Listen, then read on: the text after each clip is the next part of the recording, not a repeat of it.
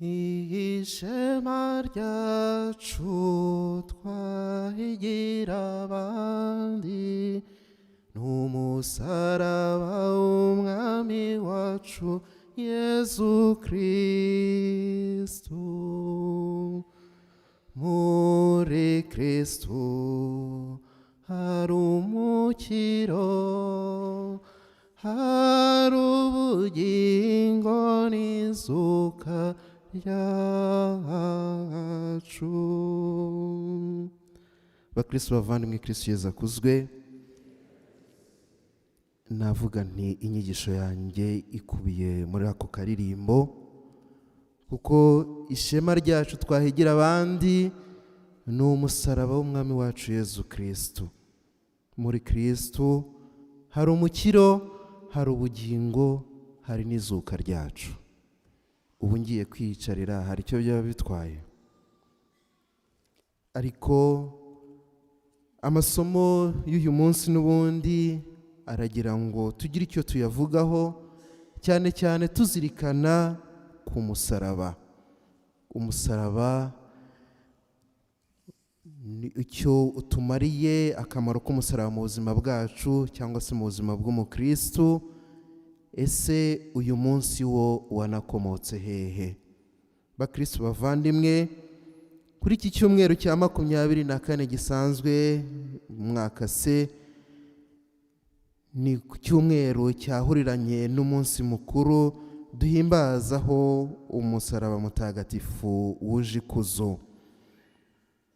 Uyu munsi rero wavutse cyangwa se wakomotse ku munsi aho navuga ngo umugabekazi nyina w'umwami Constantin mukuru yakoreraga urugendo rwe i Yerusalemu.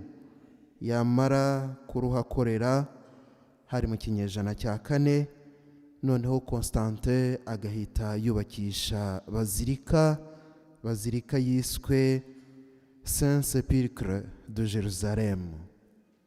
Nguko uko munsi wavutse.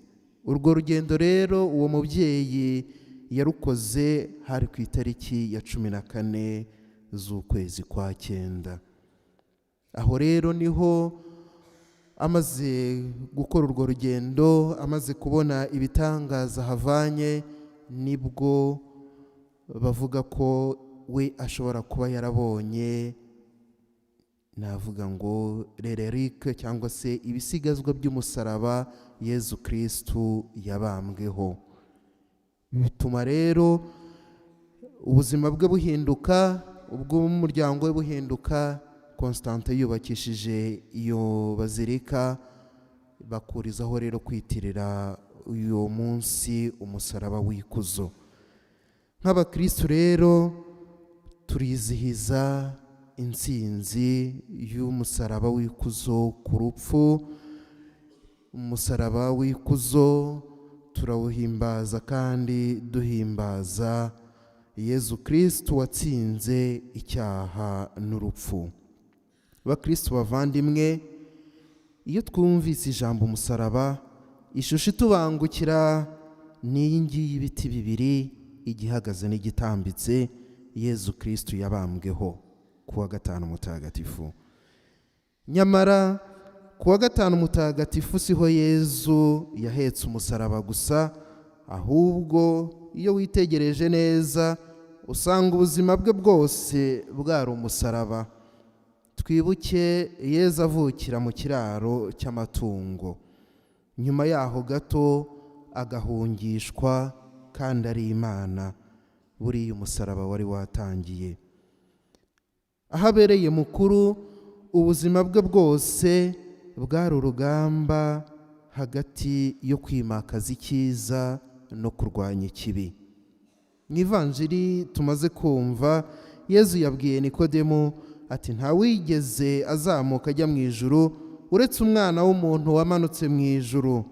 Mbese nk'uko Musa yamanitse inzoka mu butayu, niko n'umwana w'umuntu azagomba kumanikwa, kugira ngo umwemera wese agire ubugingo bw'iteka. aya magambo Yezu abwira Nikodemo kandi yari umufarisayi w'intyoza mu by'amategeko, atwumvisha ko nta muntu usobanukirwa byose, ari nabyo bishushanywa n'iri joro Nikodemo yagiyemo gushaka Yezu. Iryo joro ntiryari ijoro risanzwe gusa, ahubwo rishushanya imyumvire ye y'Imana ikeneye gukura. Natwe dushishoje neza twasanga mu byerekeye Imana tumeze nka Nikodemo, turi mu ijoro ry'icuraburindi. Yezu aratwereka ko tudashobora kumenya Imana ku buryo bwuzuye itabanje kutwiyereka ubwayo. Umusaraba nawo uri mu bintu tudashobora kumva ubwacu. Yezu niwe wenyine uduha kumva umusaraba icyo ari cyo n'icyo utumariye.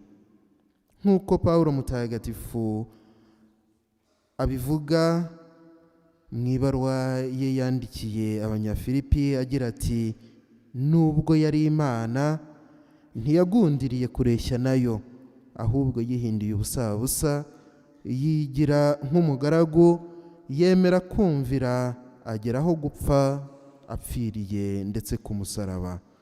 Kumva neza akamaro k'umusaraba bidutera kutirara ngo tutwarwe n'iby'isi cyangwa ngo dutere Imana umugongo, ahubwo ni uburyo bwo kurushaho kwisanisha na Yezu utwiyereka mu buzima bwacu. Mu buzima bwacu bwa buri munsi kandi, iyo twumvise ijambo umusaraba, duhita twumva ikintu gikomeye cyane, ikintu umuntu adashobora kwifuza cyangwa guhitamo.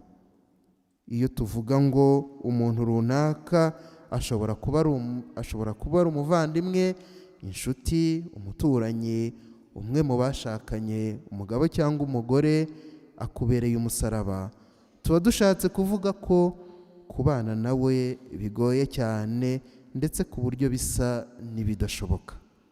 Hari n'ibindi bintu byinshi nabyo biri mu buzima bwacu twashyira mu rwego rw'imisaraba, cyane ko dukunda kuvuga ngo umusaraba si igiti. Burya buri wese aho ava akagera aba afite umusaraba we cyangwa imisaraba ye. Ariko se uwanjye, uwawe ni uwuhe? Ushobora kuba ubuzima bwawe bwa bundi buguhoza kwa muganga, ndetse ukagera n'aho wumva ubwanze. Umusaraba ushobora kuba urubyaro rwawe, mu gihe undi afite uwo kutagira akana. Ubukene bugera aho utuka Imana nabwo bushobora kukubera umusaraba. Ubukungu butera muntu kwibagirwa uwamugabiye nabwo ni umusaraba mu yindi. Nagira nti imisaraba iri ukwinshi. None rero bakristo bavandimwe mbabaze, umusaraba uwakira ute? Tuzi neza ko guheka umusaraba bivuna kandi bikomeye, ndetse ikitubangukira ni uguhita tuwigizayo.